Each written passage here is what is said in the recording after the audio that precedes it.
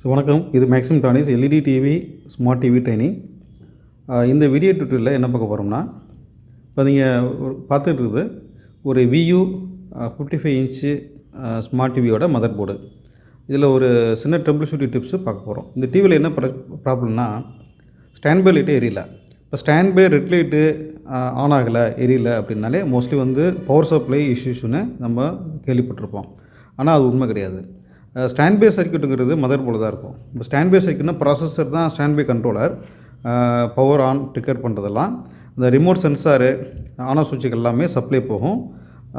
அதுக்கு வந்து ஒரு ரெகுலேட்டர் யூஸ் பண்ணியிருப்பாங்க. இது 3 பின்னு ரெகுலேட்டர் ஐசி. இது சில பேர் இது கன்ஃபியூஸ் பண்ணிக்கிறாங்க. இது மாஸ்ஃபெட்டு, இது டபுள் டையோட ரெகுலேட்டர்னு. இது வந்து யூனு அல்லது ஐசின்னு இருப்பாங்க. 217 அப்படின்னு இருப்பாங்க. ஏற்கனவே அந்த ப்ரீவியஸ் வீடியோவில் போட்டிருக்கேன். அது ரெகுலேட்டர்னால் என்ன, மாஸ்ஃபெட்னா என்ன, அதில் வந்து மறுபடியும் அது அப்டேட்டட் வெர்ஷனு அடுத்தடுத்த வீடியோ நான் போடுவேன்.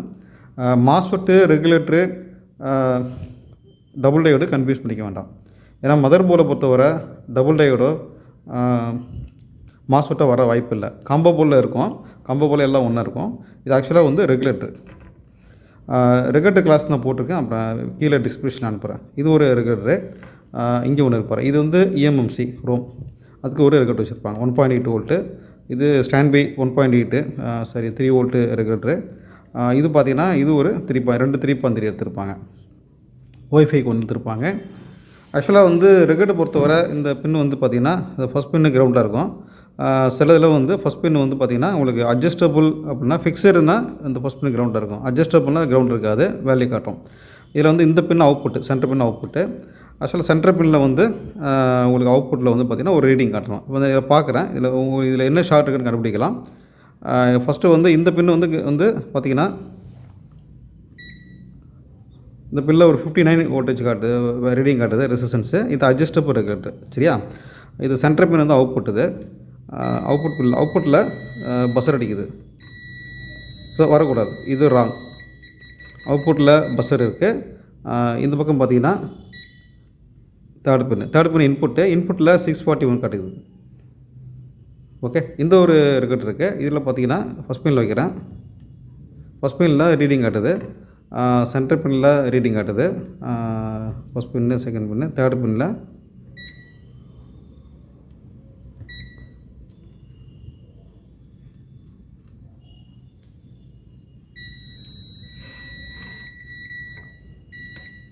பின்னில் பஸ்ஸர் அடிக்குது. தேர்ட் பின்னில் பஸ்ஸர் வரக்கூடாது. அதாவது ஃபஸ்ட்டாக இன்புட்டு. ஒருவேளை இது ஷார்ட் ஆகிருக்கனால தான் இது வந்து அவுட்புட் ஷார்ட் இருக்குது. சென்டர் பின் அவுட்புட், இது அவுட்புட் ஷார்ட் இல்லை. ஓகே, இது அவுட்புட் ஷார்ட் இருக்குதுண்ணா. இது வந்து அவுட்புட் ஷார்ட் இருக்குது. அப்போ வந்து இதில் தான் டவுட் இருக்குது. இதை பாருங்கள். இதில் வந்து சென்டர் பின்னு கிரவுண்ட் அடிக்குது. இதில் தேர்ட் பின்னு V இன்னு. ஓகே, இது ஆக்சுவலாக இது V இன்னு, இது V அவுட்டுது. இது V அவுட்டு ஷார்ட் இருக்குதுல, இது V இன்னு ஷார்ட் இருக்குது. இதோட V அவுட்டு வந்து இதோட V இன் ஆகும். அதனால் ஷார்ட் இருக்கலாம். அது எப்படி கண்டுபிடிக்கலாம்னு பார்க்கலாம். இப்போ ஃபார் எக்ஸாம்பிள் இதில் வந்து ரெண்டுலேயுமே ஷார்ட் தெரியுது. இதில் பாருங்கள். இதில் வந்து இந்த ஃபஸ்ட் பின்னில் வைக்கிறேன். ஃபஸ்ட் பின் வந்து பார்த்திங்கன்னா 180 காட்டுது. இது வந்து adjustable regulator. Second pin middle பின்னில் 225 ரெசிஸ்டன்ஸ் காட்டுது. Third pin V in. V இன்னில் 641 ரெசிஸ்டன்ஸ் காட்டுது. இதில் ஷார்ட் இல்லை. இது ரெண்டுலேயுமே ஷார்ட் இருக்குது. இது எப்படி இது ஷார்ட்டாக ஃபைண்ட் அவுட் பண்ணலாம். நம்ம வந்து இப்போ DC பவர் சப்ளை யூஸ் பண்ண போகிறோம். ஒரு சால்ட் பேஸ்ட்டு இது மேலே இந்த ஐசி மேலே இதில் ஷார்ட் இருக்குதுன்னா இது மேலே தருவோம். இதில் டவுட்ஸ் இருக்குது. இந்த ஐசிலையும் டவுட்ஸ் இருக்குது. இது நான் இன்சர்ட் பண்ணுறேன்.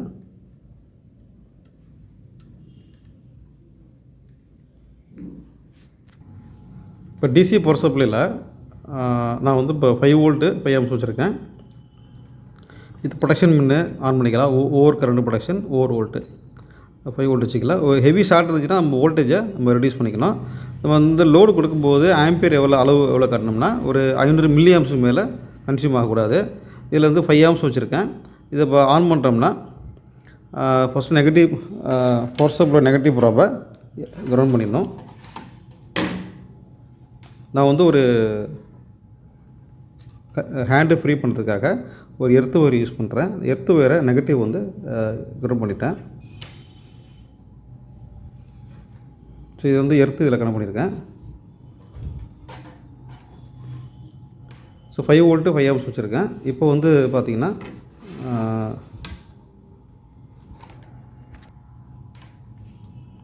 இப்போ நான் வந்து பவர் சப்ளை ஆன் பண்ணுறேன்.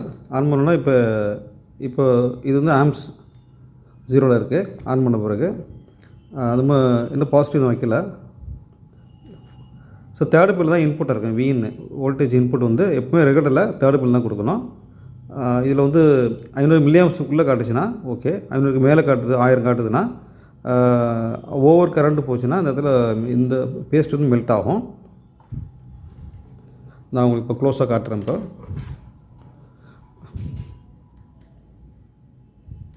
இந்த ஐசில் தான் டவுட் இருக்குது. நீங்கள் ஒரு பக்கம் பார்த்தீங்கன்னா பவர் சப்ளை பார்த்துக்கோங்க. இப்போ தேர்ட் பில் வைக்கிறேன். ஸோ ட்ரிப் ஆகுது, அதனால் வந்து வோல்டேஜை நான் ரெடியூஸ் பண்ணிக்கிறேன். 4 வோல்ட் வச்சுருக்கேன். ஹெவி ஷார்ட்னா ட்ரிப் ஆகும்.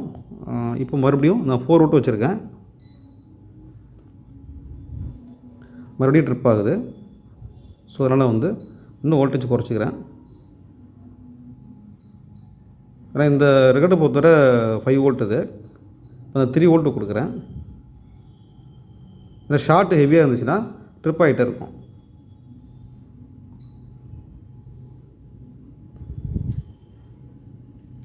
இப்போ தான் தேர்டு பின்னில் அப்ளை பண்ணுறேன். அது பார்த்தீங்கன்னா பேஸ்ட்டு மெல்ட் ஆகுது. பேஸ்ட் மெல்ட் ஆகுதா? மெல்ட் ஆகிருக்குது. ஸோ ஆம்பியர் பார்த்தீங்கன்னா ஆம்பியர் அளவு வந்து ரொம்ப அதிகமாக இருக்குது. அங்கே பாருங்கள் 2980 வந்துருச்சு. அதாவது கிட்டத்தட்ட 3 ஆம்ஸ் கன்சியூம் ஆகுது. ஒரு ரெகுலேட்டரை பொறுத்தவரை அது கரண்ட் கன்சியூம் வந்து மேக்ஸிமம் ஆம்பியர் லிமிட் வந்து 500 தான் காட்டணும். இதில் 500 தான், 500 மேலே கூட 500 வராது. இப்போ வந்து இது பாசிட்டிவ் ரெகுலேட்டரை பொறுத்தவரை 217 ஒரு 500 மில்லியாம்ஸ் தான், அது 1 ஆம்ஸுக்குள்ளே தான் இருக்கும். 1 ஆம்ஸ் வந்து இப்போ டேட்டா ஷீட்டில் மென்ஷன் பண்ணியிருப்பாங்க. ஸோ அது ஆல்ரெடி ப்ரீவியஸில் நான் வந்து டேட்டா ஷீட்டில் எக்ஸ்பிளைன் பண்ணியிருக்கேன். அந்த வீடியோ லிங்க்கில் நான் அனுப்புகிறேன், கீழே டிஸ்கிரிப்ஷனில் பாருங்கள்.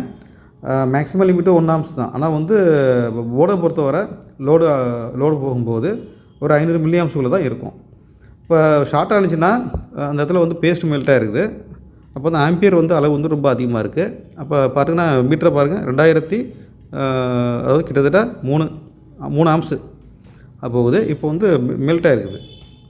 இந்த பேஸ்ட்டு அப்படியே ஃபுல்லாக மெல்ட்டாக இருக்குது. ஆனால் இங்கே வச்ச பேஸ்ட் வந்து பார்த்திங்கன்னா இது மெல்ட் ஆகலை. அப்போ வந்து இது நல்லா இருக்குது. ஸோ இந்த ரெகுலேட்டரு நல்லா இருக்குது. இந்த ரெகுலேட்டர் இப்போ கன்ஃபார்மாக ஷார்ட்டாக இருக்குன்னு நம்ம கண்டுபிடிச்சிக்கலாம். இப்போ ஸ்டாண்ட் பை உங்களுக்கு வரலை, லைட் எரியலை அப்படின்னாலே நம்ம பவர் சப்ளை நீங்கள் வந்து பார்க்குறீங்க. இருந்தாலும் பவர் சப்ளை நல்லா இருந்துச்சு, இதில் ஆல்ரெடி பவர் சப்ளை செக் பண்ணால் நல்லா இருந்துச்சு, ஸ்டாண்ட் பை லைட்டு எரியலை, டெட்டு இருக்குது. அப்போ பார்க்கும்போது இந்த ரெகுலேட்டர் வந்து ஷார்ட் ஆகிருக்குது.